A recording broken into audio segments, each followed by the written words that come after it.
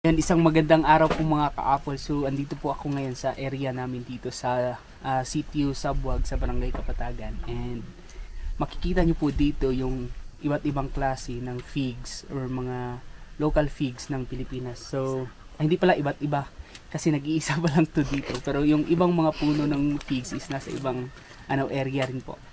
So, ito yung isang example ng figs na native yata dito sa Pilipinas. So kung makikita niyo po, napakaganda po ng kanyang mga bunga. As in yung isang sanga is puno po siya ng bunga dito sa kanyang stem as well as dito sa yan. Kahit sa mga maibadang pinakapuno niya, meron na po talagang mga bunga.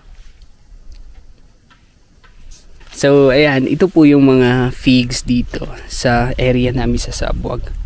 Ayan. Sobrang dami pong mga bunga. Ayan. Parang kalintulad na rin po yung kanyang positioning ng kanyang bunga sa ano ba tawag dito? Jabuti ka ba? Ayan. Hanggang sa dulo. Ayan.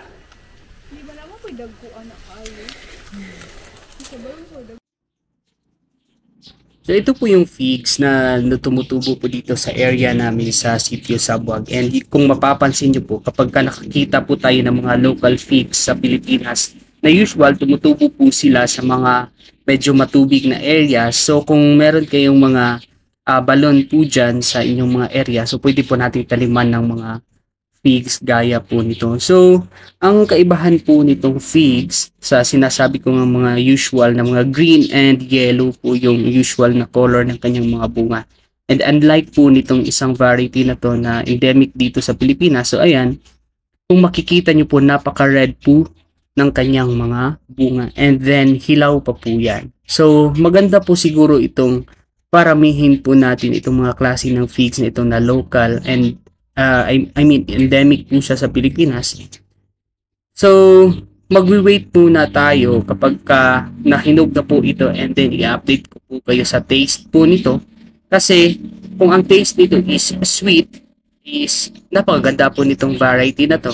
And then tinikman ko po itong hilaw na to, medyo may pagka-maasim-asim na rin po yung kanyang lasa. So ayan, kung makikita nyo from parang galing sa dulo hanggang pababa, meron po talaga siyang mga bunga. Ayan. So napakaganda po ng figs na ito na makikita po natin dito sa Pilipinas. Ayan.